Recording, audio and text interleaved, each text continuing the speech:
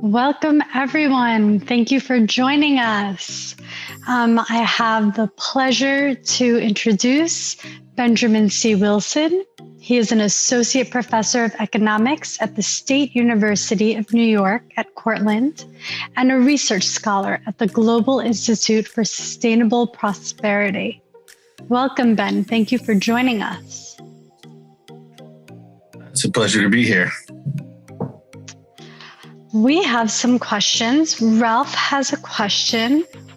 How is the $15 an hour sufficient and net excessive in all geographical areas? That's a good question.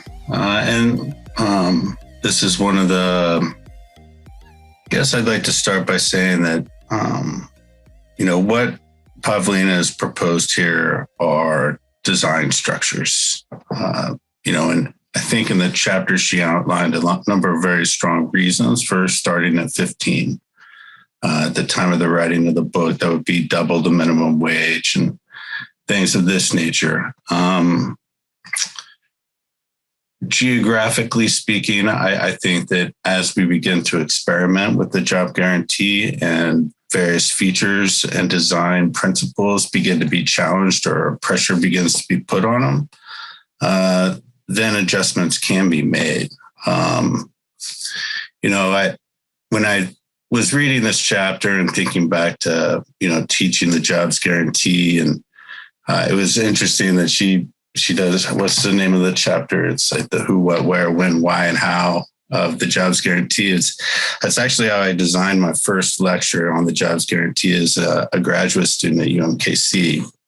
And we went through these questions, and I think it's a really good way to engage students and present it in a very simple way.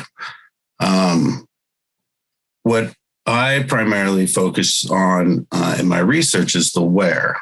My primary interest is mapping and displaying where and how jobs and unemployment and economic variables take place. So one way that you could use this would be to find out where the jobs need to be created, right? Areas of high unemployment, things of this nature. It's also a way of thinking about what kinds of jobs are needed in particular geographic spaces, whether or not it's a place that is prone to floods, for example, is a reason for doing some serious architectural redesign of the city's infrastructure and things of this nature.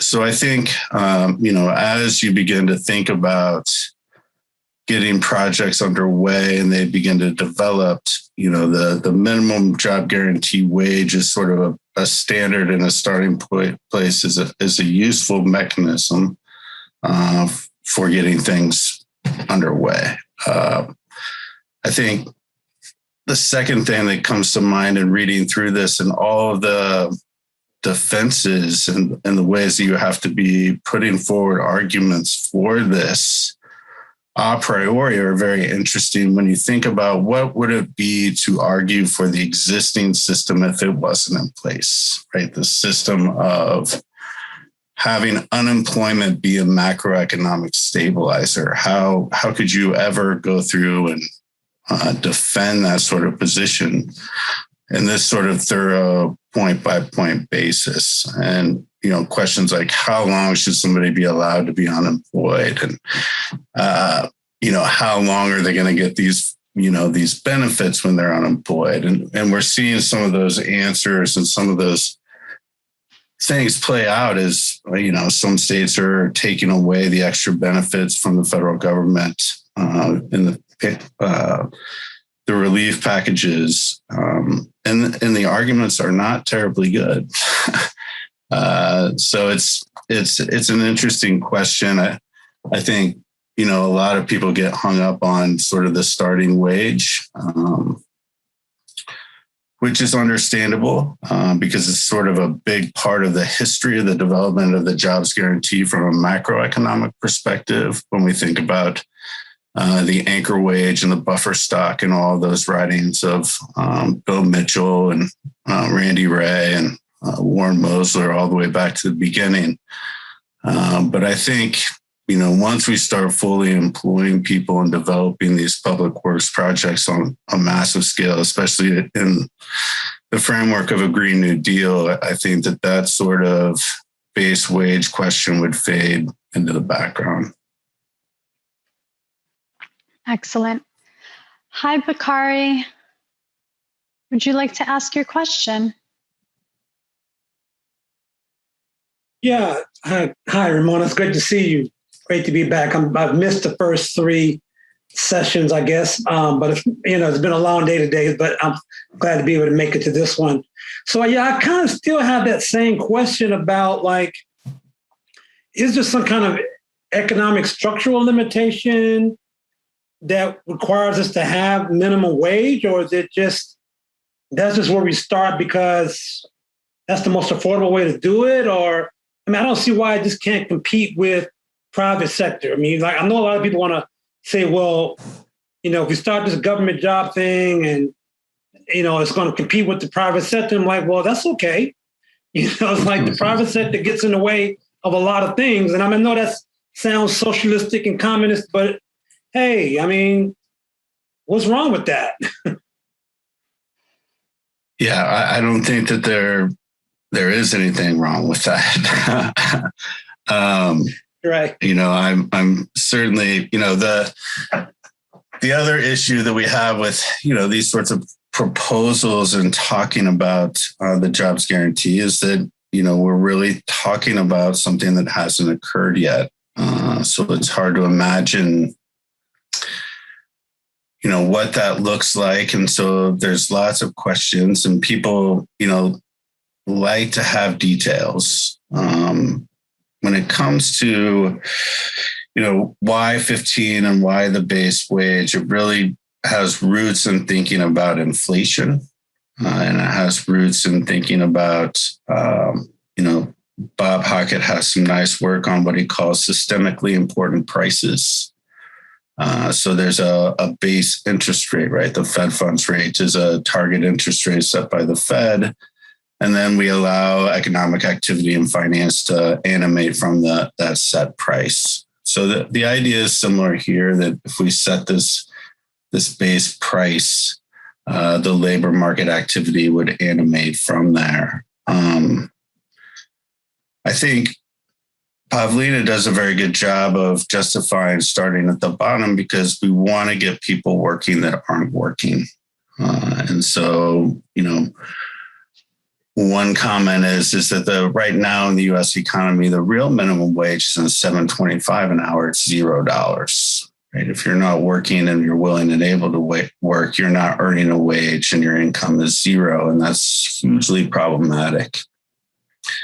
So the priority is to get people working and get people engaged in the production system, and then from there, how that impacts technology and markets and the development of new projects in these social enterprise spaces is really going to be, I think, very dynamic and interesting and allow people to engage in more responsibility in those projects, especially if they start from the beginning. I guess one way to describe it is, I run a similar program in my classes where I have students engage in community work. And that work is always very simple and introductory because it's difficult to have them do high level projects or take ownership or be management, right? Because they're students and this is part-time and I just have them in one class and all these sorts of constraints on that sort of thing. But one of the things that we desire to have with our community partners is that when people are doing the basic volunteering and working in my classes, that they begin to build a resume with those sorts of institutions such that they get the freedom, from freshman to senior year to become the project lead and project manager of a particular project. So I think,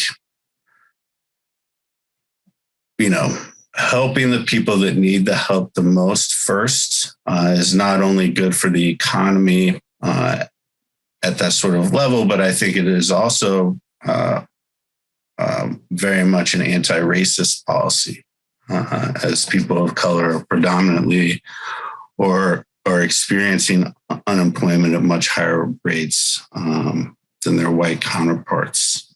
So there's lots of benefits to starting kind of at the beginning of the problem. I hope that answers your question. Bakari had a second part to that question.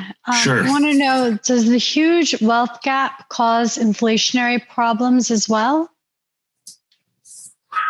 Does the wealth gap cause inflationary problems? I don't know what if the wealth gap itself is necessarily causing inflationary problems, but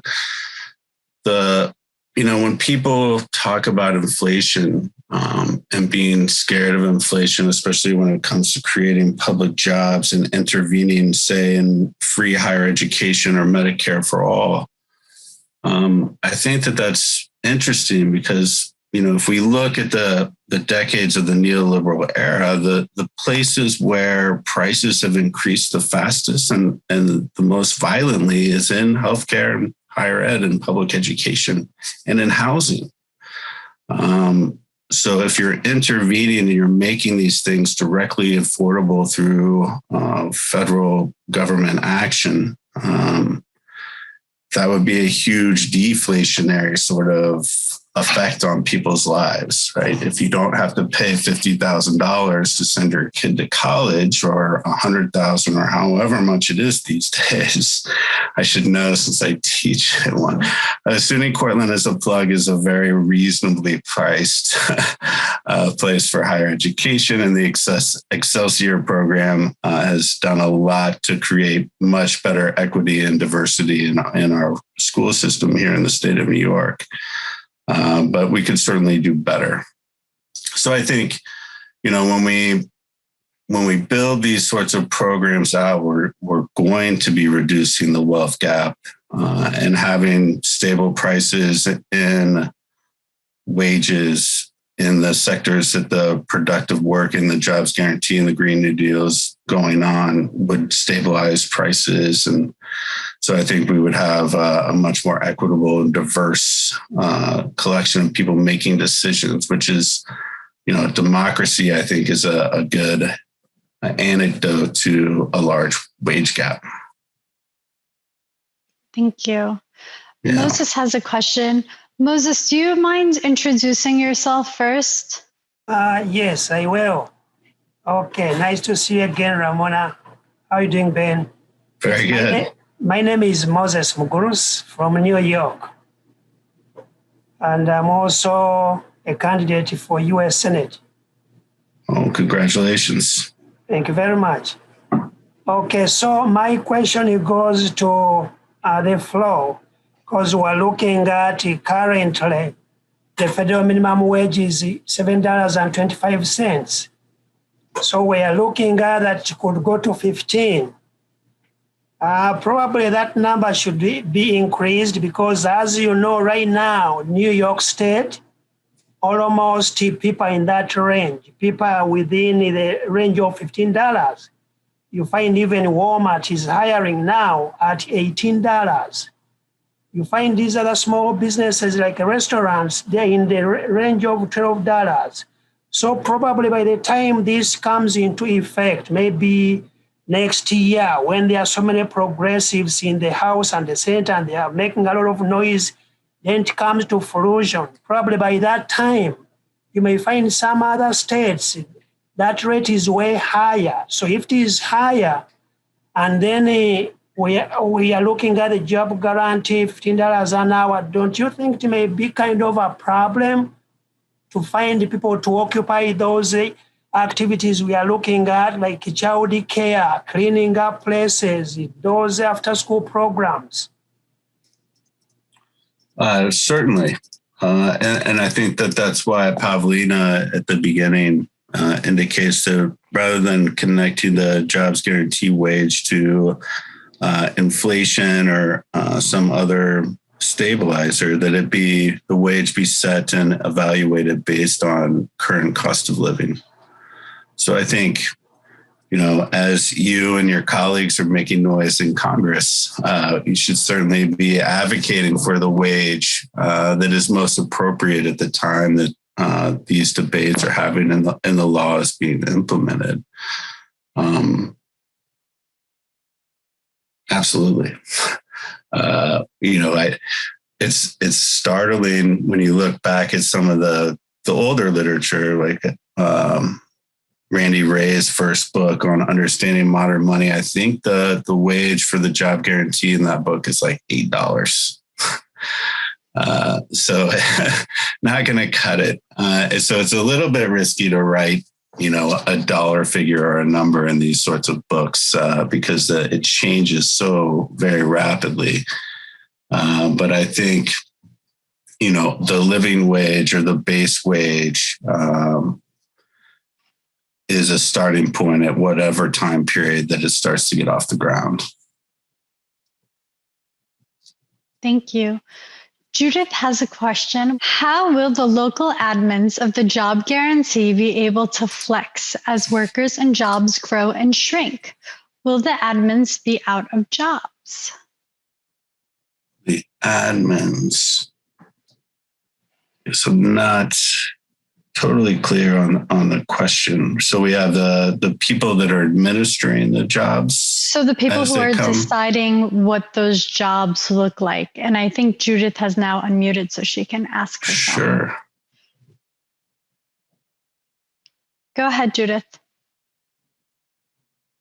I guess not. So I think she's talking about the people that are deciding, like in the town or in the city, the people that are deciding what these jobs look like and where these jobs need to be. Once that system has started and it's put in place, would those people then be out of jobs? Would that grow and shrink as we create more and we find more necessity, or as we really fill in the holes and the gaps? So I guess, the way that I sort of wrap my brain around it, here in Cortland County, it's, one of the poorest counties in the state of New York. It's a food desert amongst plenty, right? We grow tons of food in this county, lots of hops. There's plenty of recreational activity with the Finger Lakes here in this area and things of this nature. But to try to solve the food access problem and the difficulty of living wages for farmers in the region, we have a collaborative group of people from state and federal organizations and local organizations that fit into this nonprofit sort of entrepreneurial space that Pavlina mentions in the book. And the fluctuation of the need for people to be supported grows and shrinks as, the economy moves. And with the recent pandemic, they had a very hard time, for example, advertising where and when food boxes would be available because they didn't want to have the line be so long that they would run out very quickly. And then have to turn hundreds of people away. So strategizing those sorts of programs was extremely difficult and time consuming. And they really needed a lot more people helping than they had. And now as the economy is beginning to recover, we still have fairly high demand for food boxes and supports and things of this nature. We also have a number of people that are really now figuring out how they want to be involved. and to contribute. And a lot of these organizations are already maxed out. They can't do any more, even as people are bringing them new projects to get off the ground to help support food assistance. So, this sort of ebb and flow and this sort of development, I think with the job guarantee, we would have a much better opportunity to meet those sorts of fluctuations. And I would hope that, one of the key elements of the job guarantee, and, I think the Green New Deal and the job guarantee really need to be joined together, as she mentions in the text, is building toward this sort of economic resilience. The terrifying heat waves in the Pacific Northwest, if that were to occur here in the state of New York, it would be a very terrifying sort of situation with the 6 million acres of old growth forests in the Adirondack Park, and all of the wealth in carbon sequestration that park affords the state of New York and the world to be put at risk like that. So there are many things that we need to be doing to be building resilience to floods, to droughts, to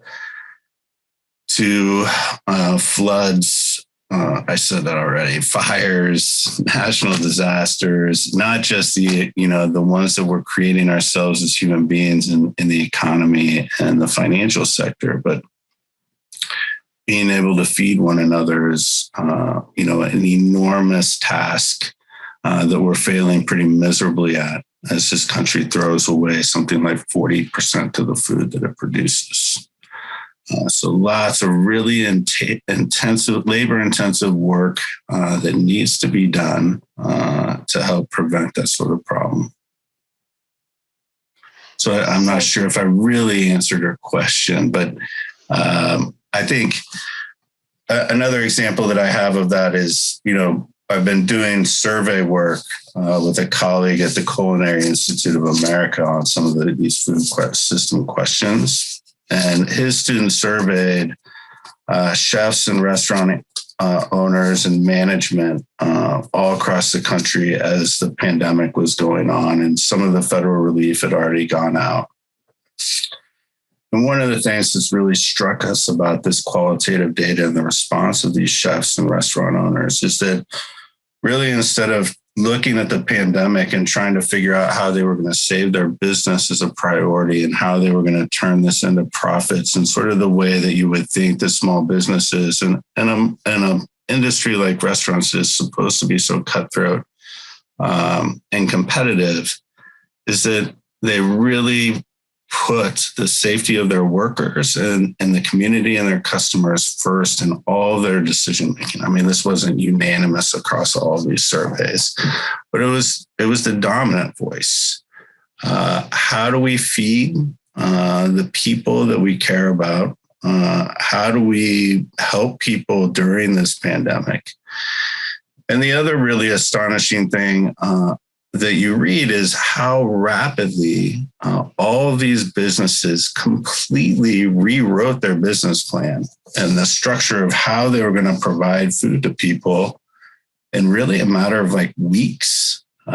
So, these questions about, fluctuations of workers coming in and, different tiers of who's going to do what and how do we figure out how they're going to pay them. I think, the pandemic and especially the people that we observed in the restaurant industry and the folks that I was just describing here in Cortland to feed people, human beings are pretty good problem solvers. And I think they're even better problem solving when the problem solving is about helping others. And that's really what the heart of the New Deal or the Green New Deal and the Jobs Guarantee is about in terms of a care economy.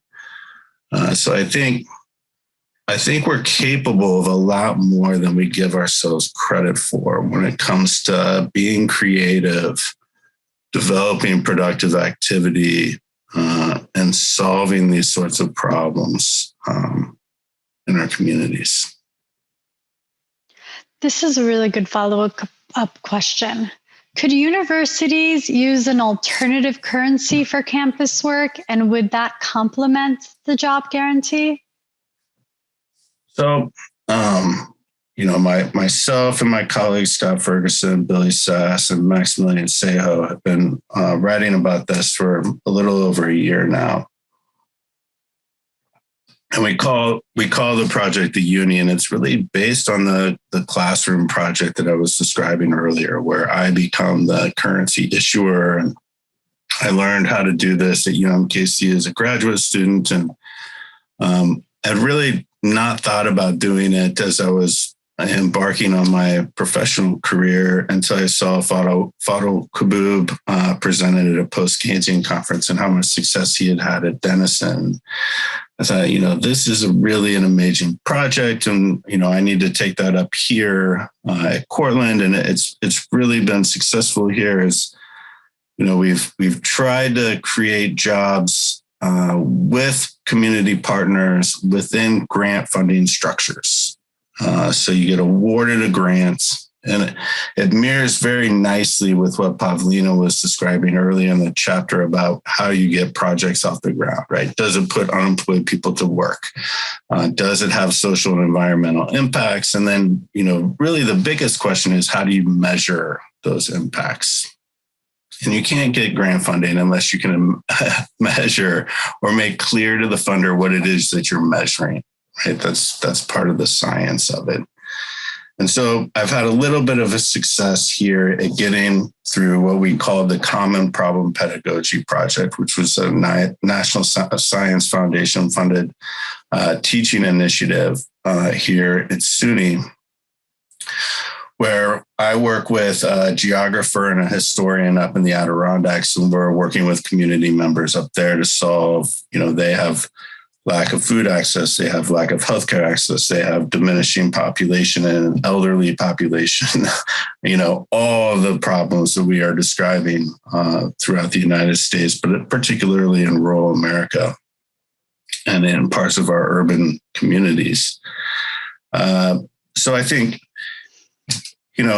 to get people to really understand the jobs guarantee and that we can do this, it has to get beyond sort of the teaching of it and just explaining it and people actually doing it, right? So my students at the end of the project are like, we really need a jobs guarantee. Like, there was more than enough work for everybody to do this stuff. And I learned so much at Seven Valleys Health Coalition working with these people, and they're so passionate. And I'm so glad that I got this opportunity because, I've been interviewing at these banks, and it sounds like a terrible waste of time now compared to like feeding people and doing good stuff in my community. So I think, universities have a responsibility, especially in this era where they are increasingly under pressure to behave more like corporations than public good anchor institutions, and to help students envision futures and work that are outside of sort of this narrow for-profit private sector employment world that, we hear the parents all the time asking questions, well, what are you going to do with a history degree? Well, one thing that you can do with a history degree is help fight racism. One thing that you can do with, anthropology, and the more these projects are interdisciplinary in nature, right? Graphic design is one of my primary partners, where we have the graphic design students. They do different images based on similar readings.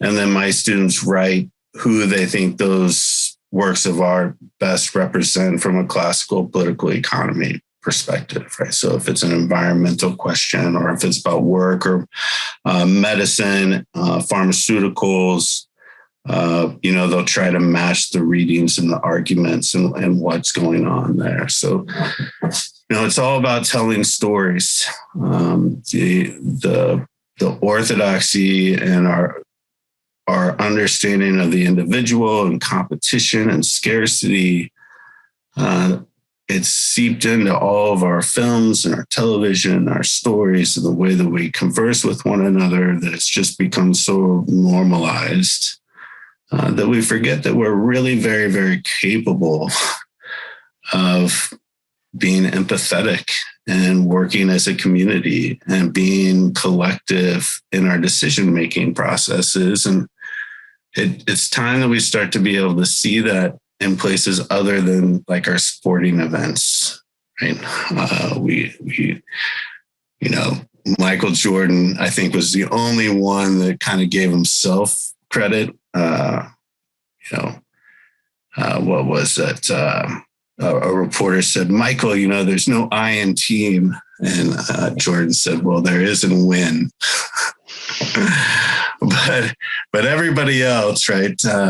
Generally the first thing that they credit is their teammates, right? And you never hear an announcer say, well, this team was just so isolated in their behaviors and somehow they pulled this off, right? They are cohesive, they're gelled, they have chemistry, right? I think our communities are capable of a great deal of chemistry and cohesiveness. And I think the college atmosphere is a good place for that. And I'm a huge advocate of lifelong learning. And I think that there's a lot of people that should have the opportunity to go back to college. Then maybe there wouldn't be so much fear of critical race theory and climate change and change in general. And pretty much any other subject matter in college, the textbooks look very different every 5 to 10 years, except for in economics, unfortunately.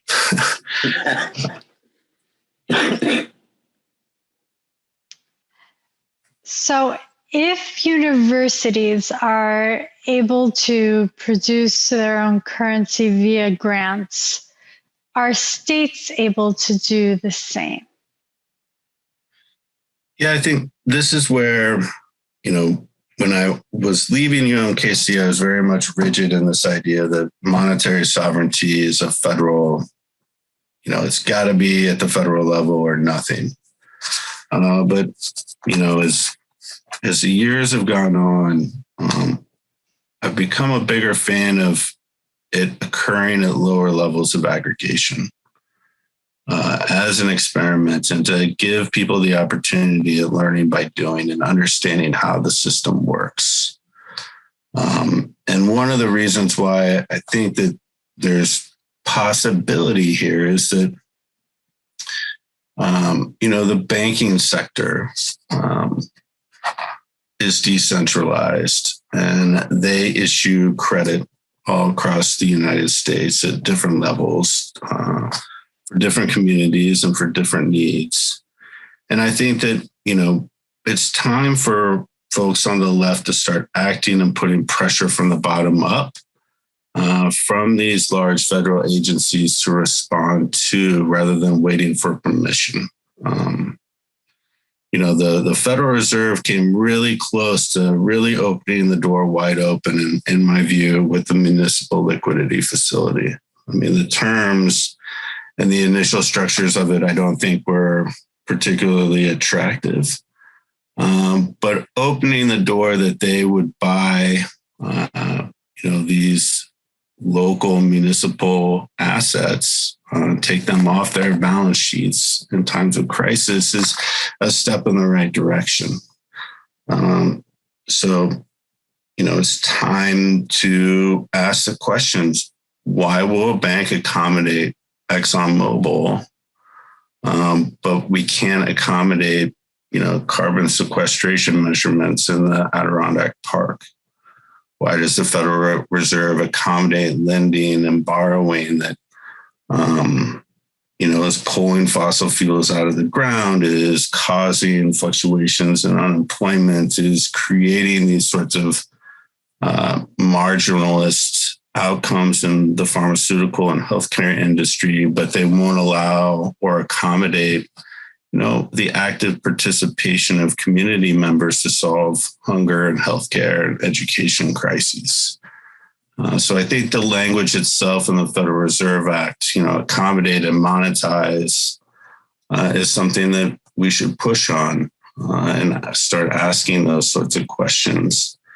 And it really begins with asking the question, what do we really value and what is really wealth producing? So if we're going to use our money to produce wealth, wealth for who and for what, and does wealth necessarily mean, I've got a 180-foot yacht that I need another boat to get to that yacht too, it just sounds like a headache. I don't understand some of these things. We're getting to the point where they have 600-foot yachts and they're buying their 7th. So this is where we are right now. So are states only able to have their own currency if they borrow from banks, which puts them in debt, or is there another path? Yeah, I think that there any institution that has a relationship where they're accepting back payments for their services. So, the university, we can issue credit as a uni, and we will give a value by promising to always accept it back from anybody for educational services. Right. How that begins to get even greater receivability and acceptability in a local community is, state universities don't pay any property taxes as nonprofit organizations and 501c3s. So, I'm in Ithaca, New York, and Cornell is the largest landowner in our town. They pay 0 property taxes. Their property tax liability would pay just about 40% of the actual property tax bill that comes in right now. So if Cornell said, well, hey, we're issuing these things called UNIs to do all these projects with the Cornell Cooperative Extensions, which is the farming and ag program, to, replant some forest land and condense some of the farming land so that it's not monoculture growing, but permaculture technology to feed more of our people locally so we don't have to fly food in from California anymore. We need a bunch of people to do that work. We're going to give you, 10% of our property tax liability this year in our currency. If the city decides to accept that, then ostensibly they're saying they'll accept the uni and property taxes from anyone. Thus, it becomes receivable in a tax circuit, just like the dollar is. And it would be used to do these local real resource development programs to grow food, sequester carbon, create educational programs, probably be a big part of the transition to defunding the police, all those sorts of things. Further, right, if they wanted to extend it, right, Cornell's not the greatest example because it's a private college, but they do have the public sector through Cornell Cooperative Extensions and the ag program. If they wanted to partner with SUNY, right, the largest landowner in all of the state of New York, all of the colleges and universities, 64 of them across the state outside of the city. We can talk about CUNY coming into the program as well, right? If all of those places were issuing and supporting these, places like Elmira, New York, and Plattsburgh, and there's a lot of hard living in the state of New York. Then we would have, the resources and the tools in place for talking about what the impact is that this spending is doing. Right? They are professional grant writing, measuring institutions, right? So this becomes sort of the new public investment mechanism, research vehicle that is then partnering with, the comptroller, the currency, the Treasury Department, the Federal Reserve, to begin thinking about how this currency system, especially if it's designed digitally, helps them to formulate regulatory parameters for the ever-evolving private sector in this space. Bitcoin is issuing, they are issuing their own decentralized cryptocurrency on an international scale, and all the regulators are trying to catch up to, is it a financial instrument? Is it money? How do we control this thing? Mark Zuckerberg's Libra.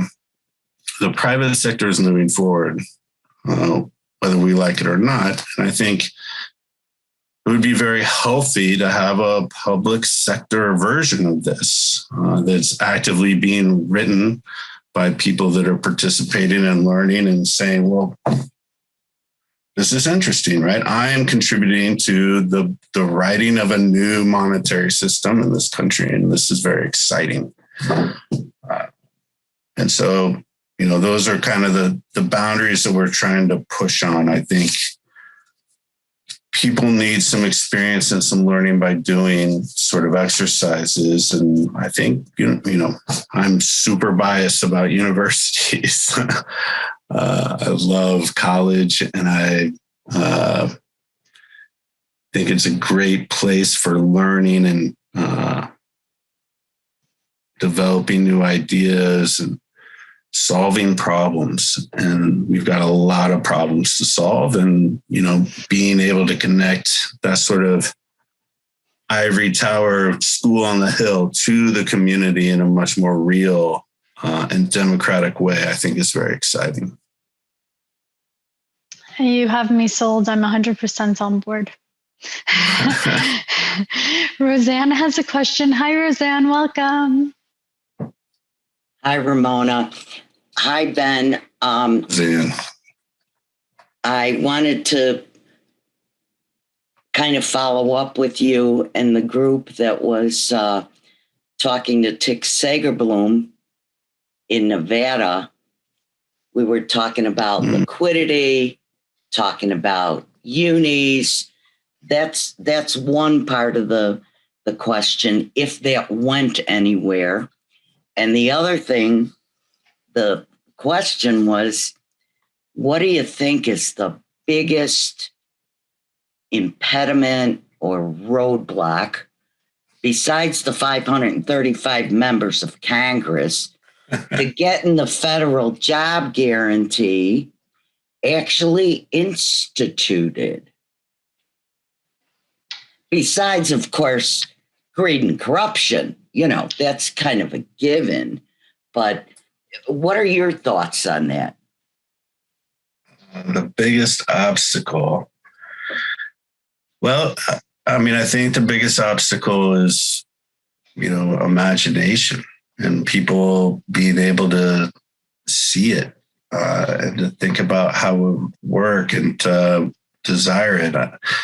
When I started at UMKC, oh no, how long ago was it?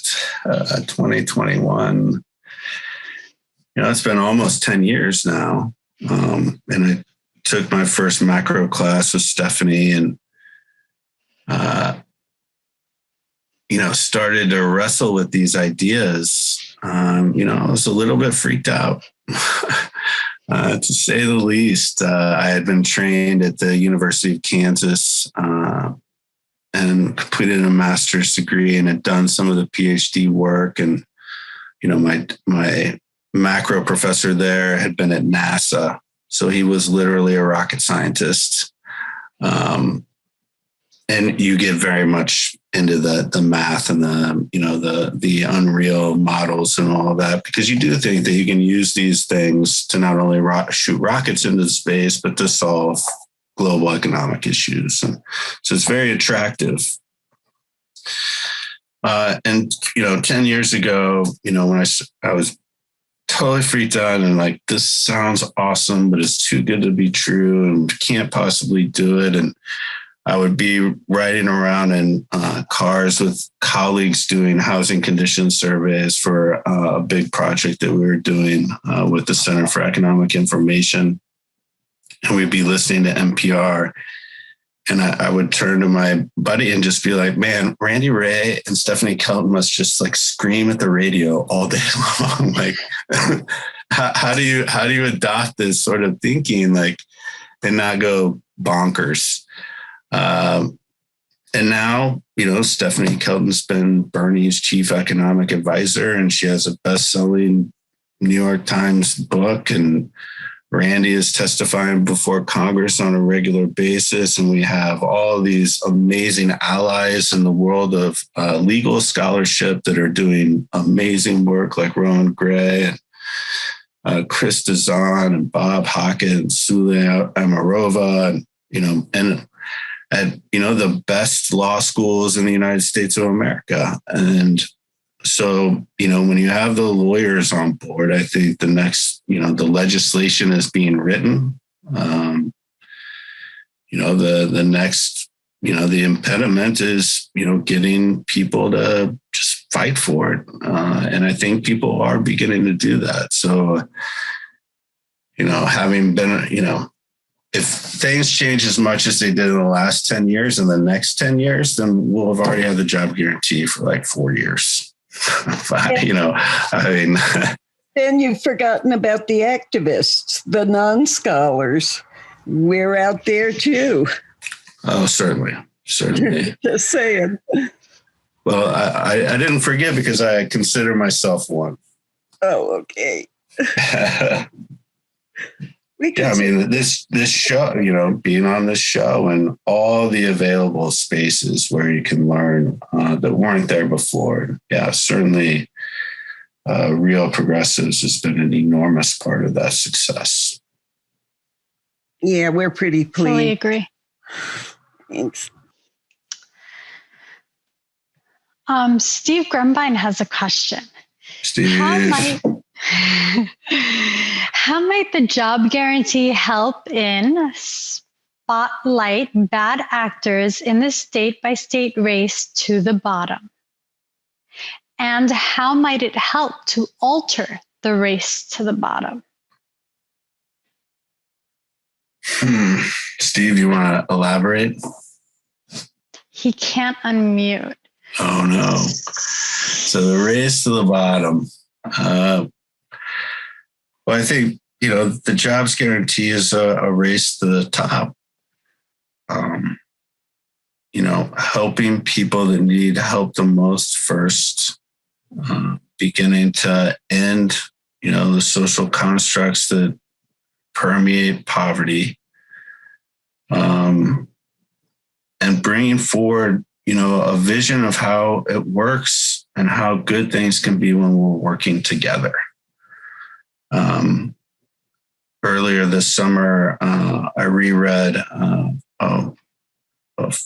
one of my dissertation faculty, John Henry's book again, The Making of Neoclassical Economics, as he passed. And we were doing a roundtable in his honor. And that book is astonishing in reading the writing and the way that people were talking about, labor issues and work in the turn of the century as neoclassical economics was developing. And even, Alfred Marshall himself, the developer of the demand curve,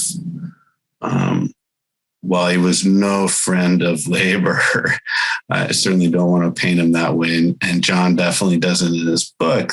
He did recognize, and in reading the extended quotes and some of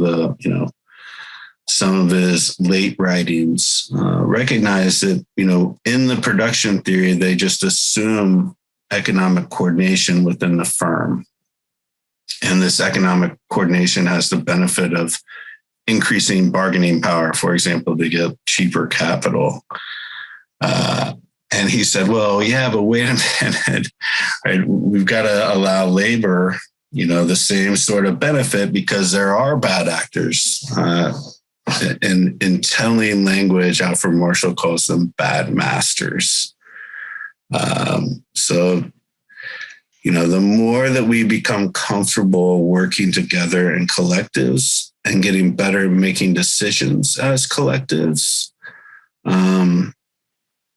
I think it becomes much harder to be bad actors. One of my favorite books in graduate school that I read was Cultivating Conscience, How Good Laws Make Good People. by the late Lynn Stout. I saw her speak at an event that Bill Black organized at the law school about the financial crisis. And, her book, really looks at the evolution of law and economics and how we really write laws and think about how we're going to prevent the free rider and the bad actor and punish crime. And really, I don't think we need to focus as much on that. And we need to start writing laws that really help people that want to help others and to build these collective decision-making processes and allow economic coordination rights to extend in ways that don't perpetuate sort of concentrated provisioning systems and monopoly and things of this nature. Hey, Ben, let me just add to what I was saying, because I'm sorry, I had it muted because I had kids going nuts, but I snuck away into another room. What I mean by this is when I say bad actors, I'm not talking about the individuals. I believe it's almost impossible to be a bad enough actor in the 99% down at the bottom to make an impact. I'm talking about the bad actors at the top that create these problems, like the flight that you see out of many cities where they move to Texas. They rehome their organizations in Texas to take advantage of the zero tax and, all the sweetheart deals Perry and W and all the different governors of Texas are so proud of as they lure businesses down there and leave deserts, throughout the country, people with really no hope. And so the idea was, on one hand, when you look at the numbers of how many people are in the job guarantee in given areas, it wouldn't take a whole lot of effort to see how those areas became heavily job guaranteed, if you know what I'm saying. Like, why is this area no longer, the rest of the country is doing well, but this area seems to have lost all these jobs? That was the one thing. And the flip side to that was, as we watched the competition and the race to the bottom with the states, the flip side was the job guarantee infuses cash into these states by federal money going to those individuals rather than having them, sit on the pine, basically at zero wage. Now they're at $15 wage. Does this kind of cover for some of that capital? I hate to use the word capital flight, but I think you know what I mean. The suburbanite white flight that leaves the zip codes and leaves the schools destitute and so forth. There's just too much to write into a sentence, and I assume everybody was just thinking the way I was thinking. So that's what I was trying to get at. I am frequently guilty of that. I like to, one of the most frustrating comments that you get on course teacher evaluations is that he isn't clear. And, everything that I say is perfectly clear as it's coming out of my mouth to me. Yes. You have to stop me and say, wait a second. That's not clear at all, because I'm not intentionally being opaque or confusing. It's just kind of who I am sometimes, as some of you might have been like, what is he talking about now? I thought he was answering a question about $15. He's talking about food systems.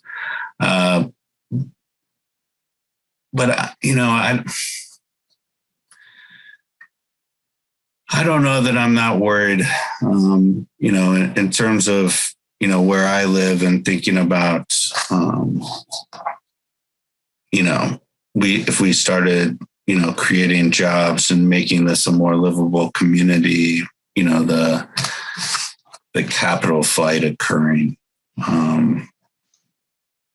I'm saying capital flight might create the need for job guarantee jobs. In other words, the counter-cyclical nature brought on by businesses leaving states for sweetheart deals, leaving people unemployed, and thus by extension, having job guarantee jobs. The question is that, like, as you're watching states make decisions and watching, corporations leave, and watching other people move out of the area and leave those deserts of vulnerable people. I guess my point was twofold. Number one, this might be a distant early warning system, like kind of like a tornado warning system. And that, hey, we're seeing a lot of people rolling under the job guarantee in Buffalo. Why is that? What is this telling us? And it might lead to identifying fraud and other such things that are taking place that are being. I'm just wondering if this could serve as a distant early warning to bring about something to put a spotlight on these bad actors that create these scenarios. Number one, and number two is the idea that once they've left, by having the job guarantee, it keeps those zip codes with a revenue stream. Yeah. So that, now those schools still have funding. And so it was just kind of two ways of looking at this, a little bit of a dialectic looking at it in terms of which side of the telephone pole am I looking at, the one with the sun on it or the one with the shadow? Yeah. That was all I was trying to get at. Sorry about that. I went too deep. It's all in my head. I think the idea that would be a good early warning signal is tremendous. I mean, I like that Pavlina uses, while there are dangers to using, sorry, I'm getting all froggy, illness to describe sort of economic disparity, because sometimes that can be transposed or placed on the individual rather than the structural issues that are actually creating it. It does spread like a contagion. And, if you look at the geography of poverty in the United States, it's relatively consistent too. So we've had the early warning signs of where people need help for a very long time. Hopefully, the job guarantee can hone in on those very quickly. And, as you're implementing these programs, I think one of the real keys to success is that programs need to be reported on. And this is really a need for an expansion of journalism in a much different way. Local reporters and storytelling and newspapers need to be revived to let people know in a very clear and precise way what these projects are and what they're measuring and whether or not they're working on. And it shouldn't be a sign that the jobs guarantee is a failure if particular projects just aren't working. This is one of the things that's increasingly frustrating in academia, that, research only gets published if the model works out exactly how the person expects it to. It's so much so that, we have these crises where people are fudging data and doing things surreptitiously to make it look like they found some great innovation and finding. And one of the things that I think of, as I'm raising young children, as we get older, we kind of ignore these very simple lessons that we teach our kids. Like, it's very easy to tell a child that we learn the most from our mistakes. And yet we never publish a paper that talks about how the model didn't work. And we tell our, my 8-year-old will say, well, Ned did it. Well, that's not okay. That doesn't make it right. And yet as adults, the biggest defense for what we're doing wrong is that the other person is doing it worse, right? And it's just a very strange thing that occurs as we get older. And, the jobs guarantee as a warning signal and as a way of helping other communities figure out whether or not their program, what are the ways in which I can draw on the information from Cortland to help my program in Lawrence, Kansas, or in Ann Arbor, Michigan, or in Cleveland, Ohio. And, there's a lot of really good data points at the county level in this country, that people can start to think about the socioeconomic problems and the existing infrastructure and see which programs are the most effective at reducing people's risk of diabetes and cardiac arrest and increasing life expectancy and literacy rates. And, the food sovereignty movement in particular has been really good at drawing in sort of the academic partners to show how they relate the food system dynamics to other issues, right? Getting people outside and reducing mental health stresses and, helping veterans when they're returning to spend time in gardens and to, allow their minds to rest and to reconnect and to take some of that anxiety and stress away that, so many of us, especially coming out of the pandemic, really have had. And we need kind of this time to pause and to be able to reflect. And jobs guarantee, I think, would be very good. Ben, I wanted to say that Bill Black has put some comments in the chat, and I would love to unmute him. And if you agree. Yeah, I've seen the chat, but I can't. I've tried to follow chats, and that was one of the hardest things of teaching online was I said, maybe students will participate more with the chat, but it's so hard to read and talk at the same time. Much harder than chewing gum and walking at the same time. So, Bill, you can unmute yourself. I did. Well, then, good. Welcome, Bill. Hi. Bill. Thank you, Ben. Good to see you. Yeah, you too. I was just telling folks about how Kansas, virtually every rural county is losing population. And that as soon as they graduate from high school, they tend to lose everybody young. Yeah. So that the job guarantee is not, an urban and suburban thing alone. It's they can't afford to ever have it established in places like Kansas because it would be so popular.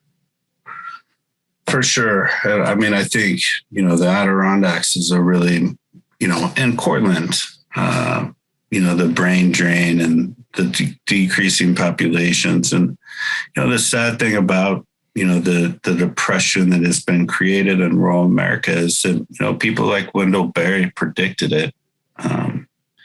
He wrote The Unsettling of American Agriculture the year I was born and, predicted that we're changing agriculture into agribusiness. And now rural America looks more like a break room for the particular industry that is in that state rather than a community.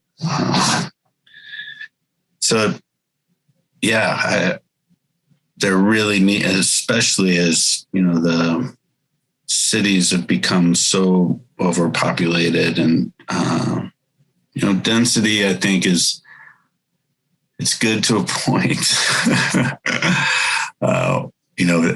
This state is so fascinating. I love going from the Adirondacks. I spend a significant amount of time there teaching. And, one summer I was up there and then immediately had to go to the city.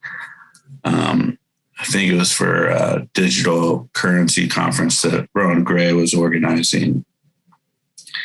And it was physically jarring to go from, the deep woods where I saw maybe 100 people over 8 days to millions of human beings just jam-packed around each other. It took a few hours to adjust. It was almost like being jet lagged, but in a spatial sort of way. Rural America, especially when it comes to solving the climate crisis, there's a new report that was discussed today that the actual impact of the food system on global climate change is massively underestimated because they they disaggregate agriculture and food production as systems, and they plug them all into different areas like transportation and waste management. And really, if they looked at it collectively, all is the food system. Something like 40% of our greenhouse gases come from food. So if we start to, really reconfigure the food system and how we organize and plant trees and organize forest and different ecosystems, it's really a place where we could create a lot of beautiful spaces for people to live with robust public transportation. So if you want that culture shock, hop on a train, hopefully with really good ventilation and availability of public masks and things like that.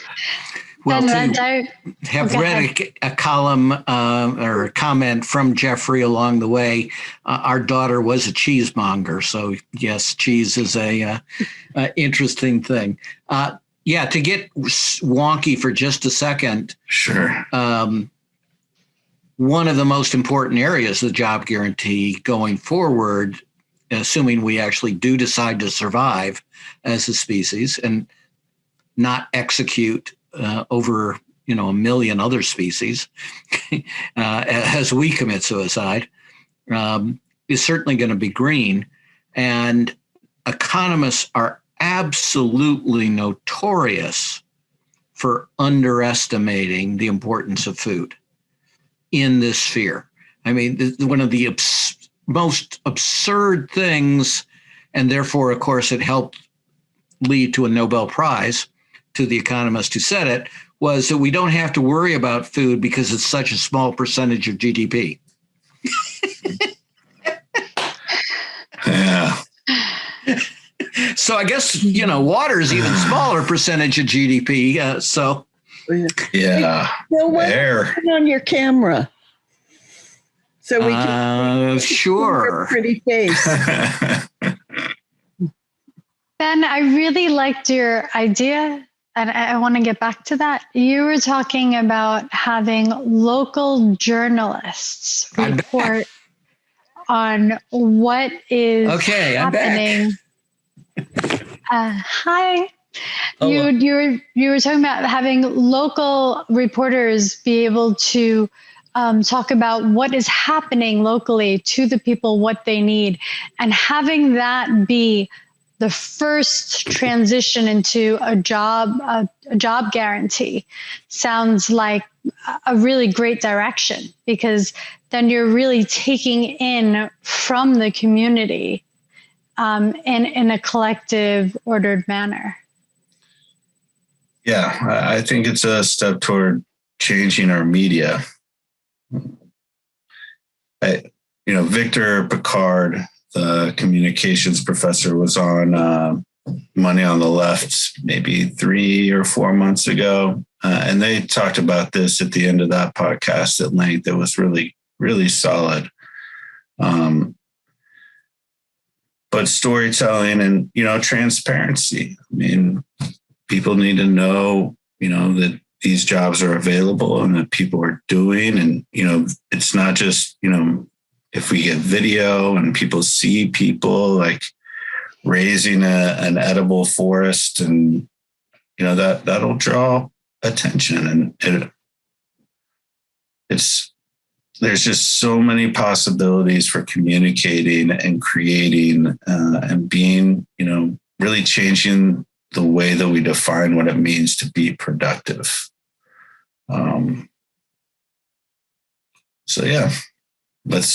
We got to share those stories somehow. And I would much rather be, done in that sort of local journalism sort of way. And I think the one thing that is, I'm not sure if I remember reading it or hearing it when it was read in Pavlina's chapter about, the time that people would put into the job guarantee on a weekly basis. I would really like to see the work week drastically decreased, for childcare, for family, for health, for recreation, and for reading, and for understanding the news, and being able to have the time to be actively engaged in not just politics, but a politics that will be changing very rapidly as it becomes about what sort of projects do we need locally in order to help create jobs and solve problems and animate society in a much more productive way. Valuing mental, spiritual, and physical health rather than the dollar would be fantastic. Yeah, the dollar can wear you out. Yeah, absolutely. Rebecca has a question. You can unmute. Welcome, Rebecca. Hello, hope you can hear me. Oh, damn it. Yes, we can hear you. Good. A bunch of traffic just went by. The second part of my question, I'm just going to wait on because it was more about delivery, but I think I kind of answered it. But the first part, on Twitter, I tended to run in I run with a lot of anarchists and communists, those are on the further left. I know generally speaking, and I'm not going to speak for all of them, but generally speaking, anarchists tend to be anti-state, or they're not in favor of a big state apparatus. They're more horizontal. How would I address the job guarantee in such a way that to make them understand it's not like giving government more power, it's just making them do their job by taking care of us the way they're supposed to do. So what would be a good way? I don't know if this is your purview, but I always like to get different, viewpoints on this. What would be a good way to put a job guarantee to someone that's very anti or very skittish about a big state? Yeah, I mean, that's a great question. It's something that I wrestle with myself, and definitely have anarchist tendencies in some of my thinking. And, this really came, kind of to a shocking kind of like, oh no moment. A week or so ago, I participated on a humanizing money work group, and Lua Kamal, I think she was mentioned earlier, University of Kansas, legal scholar on property rights. Her provocation in the workshop was, why money? And she went on to say that, money has done a lot of really bad stuff. And she was on a tour with her daughter going to dance contests. And they started in Tulsa, and they were talking about the 150 years of the race massacre in Tulsa. And then they went to another city, and there was a race massacre there to talk about it. And then they went to Memphis and to Chicago, and in every single one of their stops, there was a race massacre, massive violence that was perpetuated against Black people because they had money, and they had to stop that sort of advancement. So that's a heavy question, and it's a hard one to wrestle with. But I think the way that I think of it is that money as a promise to pay, as its definition, is really a promise to do something. And why do we have to frame it in the ways that we currently do? Why can't it be a promise to deliver, or a promise to produce, or a promise to, build? And in meeting those promises and reframing them and using it to, create jobs in places of decades of disinvestment and repression and racist policy, et cetera. I think we can really begin to think about money not as what it's been, but what it will become. And the same can be said about the state. Democracy has always been an experiment, and as we've currently organized it and structured it, it has not worked particularly well for a lot of human beings and really planet Earth. That doesn't mean that the state or democracy as an idea is a bad one out and out. The same sort of model has taken place in the corporation. And nobody's arguing we need to abandon the corporation, from that, as they're saying that we need to abandon the state from the right. I think all of these things are works in progress, and they can be changed fairly rapidly. And I think a lot of us have a fear that the state in particular could change very rapidly in a very bad direction. So there needs to be greater participation and understanding of how these systems work, and, reducing the work week, for example, people being more actively engaged in the one thing that we all collectively own, right? It's not I, the people, it's we, the people. So we need to start framing it not as this abstract thing that dominates us, but the thing that we all own, and we all need to take ownership of it in better ways. And, whether, your, mutual aid societies from an anarchist perspective, they have their own sets of rules, right? They're creating governance structures too. There's no reason why those shouldn't be applied, or we shouldn't be learning from those as we continue to develop local governments and monetary systems and planning mechanisms. So I think there's a huge amount of value from those groups. And so, they should be contributing to what the next state looks like. Yeah, get them involved and have them have a say of what they want it to look like. Absolutely. Would telecommuting be utilized wherever possible in FJG, since we should be focused on green transition? And we now know how much it helps reduce emissions, as evidenced through the pandemic? I think that's a space and place context sort of question. We've gotten kind of used to being on these sorts of digital spaces, and I'll go back to food. How many people want to keep eating food out of boxes? Not I. And I really feel like, for example, my job, teaching online classes is like giving my kids classes in a box, right? It's a little bit cold, maybe a little bit soggy, but it's certainly not the same as sitting down in the restaurant and eating it in person. So while I think, there's definitely benefits to not going in for a faculty meeting,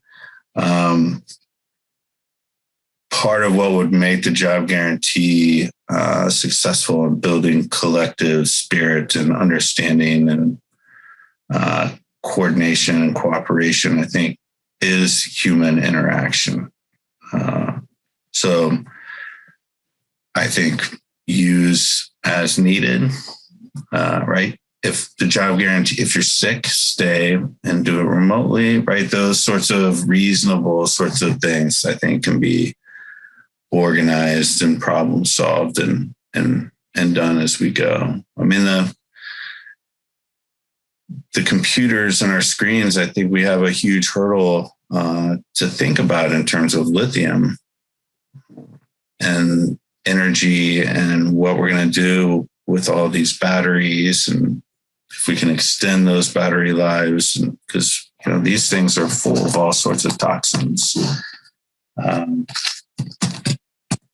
So they yeah, end up in landfills. Yeah. So yeah, I mean, I certainly wouldn't want to connect it solely to this sort of space, but there's definitely a lot of nice things about being able to work remotely, and I would think that the job guarantee would have plenty of room for that, especially for people that have a very hard time getting out of their house, and, for physical or emotional or other sorts of reasons, right, to help them transition. Yeah, what I see from the job guarantee is like rebuilding community, because community has broken down so much that us as parents, we're raising our children alone. whereas we should be raising our children together as a community. And this distance that we have from each other, it makes everything so much more difficult. It makes life so much more difficult. Yeah. It has made things distant, but I will say that I have met more of my colleagues at SUNY Cortland this past year than, my previous 6 or 7, because we all, we started this group called the Concerned Teaching Faculty, and we met every Friday to discuss how we were going to counter the narrative and the planning or lack thereof that was coming from SUNY Central and our administration. So we started writing pieces for the local newspaper. We started doing surveys. We started writing resolutions for the faculty senates, and really became a really active campus, and brought out a lot of great people. So it was kind of it was weird that, you were digitally there and so far from all of your colleagues, but I really got to know. So I'm very excited to be back on campus, I hope, in the fall. And we keep getting vaccinated and they keep finding success against all of the variants that are coming forward. But yeah, it's this weird tension between availability and in person. Ganesh has a question. Hi, Ganesh. You can unmute. Ganesh. Maybe he stepped away. Wouldn't Amazon and Uber and DoorDash be one of the first organizations to fight for FJG? The entire business model. Oh, go ahead, Ganesh. Welcome. Hey, thank you. Yeah, I was thought, so it was slightly different. What I was saying was, wouldn't Amazon, Uber, DoorDash be one of the first organizations to fight the FJG? Like, wouldn't they be the first ones to fight against it? Because their entire business model rests on people being desperate, right? Wouldn't they immediately go against it and put all their lobbying against it? That was the question. Yeah, yeah, I would suppose so. There's a good piece in Roar magazine about Amazon and their labor practices today. But I mean, I guess what difference does it make? I mean, they're fighting against all good things already. I don't think there's a single corporation that would not be fighting against FJG. Yeah, which is unfortunate. I mean, because if you're providing more people with living wages and you're providing more people with stable living conditions, then you would imagine that their business would do better, which isn't necessarily a good thing, right? That Amazon's shipping all of this packaging and stuff all over the planet. But yeah, I mean, who's going to fight against us on this, I think is less important than, how do we bring everybody into the fold to fight for it? I mean,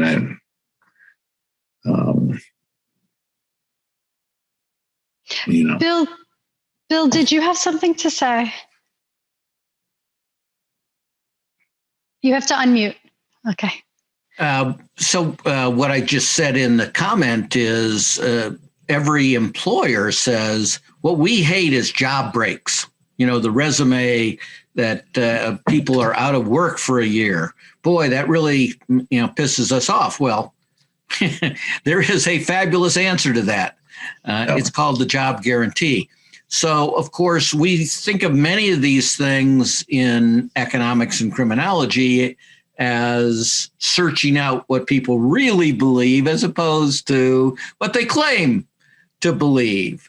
And I think you're all, of course, right, that we'll find that they claim to believe one thing and that they will rise above their principles to oppose it. And, but what else is new? We all expect that. Yes, very, very similar to everything they have proven to us so far. But they have to win pretty much every time because, again, if people have experience with this program, it's going to be really hard to get rid of it. Now, that doesn't mean impossible. Argentina is an example, but it gets very, very hard to prevent that. And so you need one president with the guts and to actually do the right thing and become spectacularly popular, except with your donor class. Of course, that's a large exception. Yeah, we don't have that yet. Soon, hopefully. Hi, Cheryl. Welcome. Hi, Ramona, and hi, Dr. Wilson and Dr. Black. I'm going to have to look into your work that you're describing, Dr. Wilson. I'm a Vermonter, so I'm your neighbor here. My focus is healthcare, and so that's really what my question's about. Some jobs, like first responders, expose the worker to trauma and places their mental health at risk. Tough guy attitudes, fear, stigma of seeking mental health help, and having to take off work time. They are some of the barriers to getting the care they need. In your opinion, would the federal job guarantee help workers and their employers to prioritize mental health?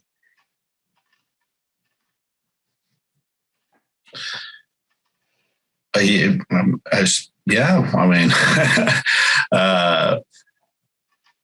think I could finish the question then. So sure. Good. I was hoping you'd say that. If yes, how would you envision this happening? And I just want to share one thought I had.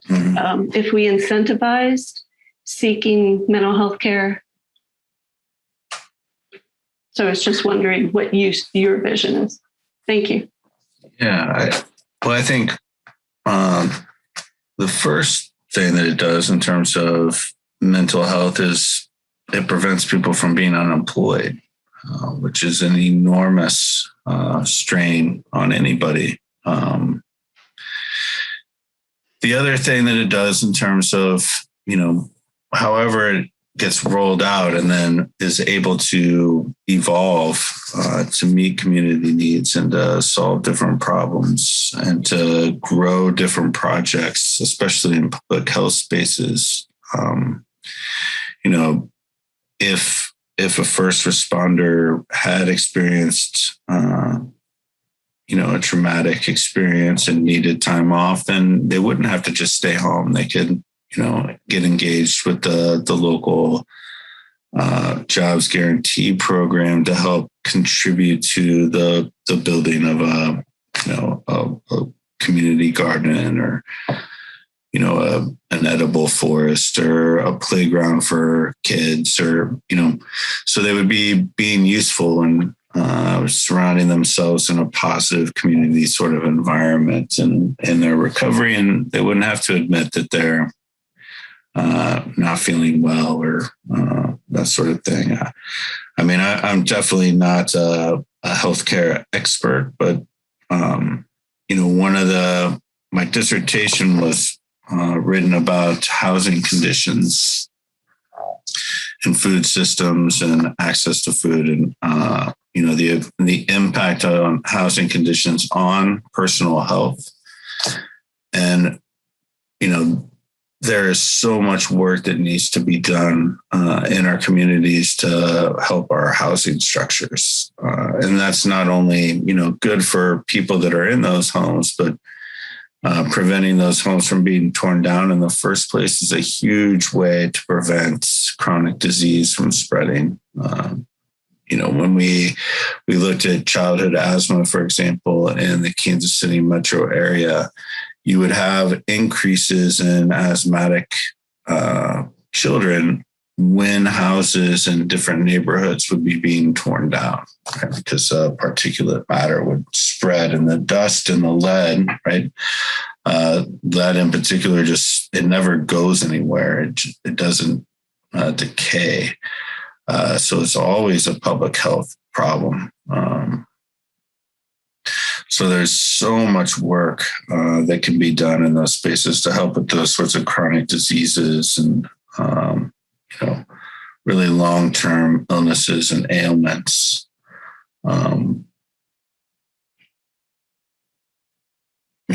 I think I saw in your question about, mental health groups and people being able to talk. I think,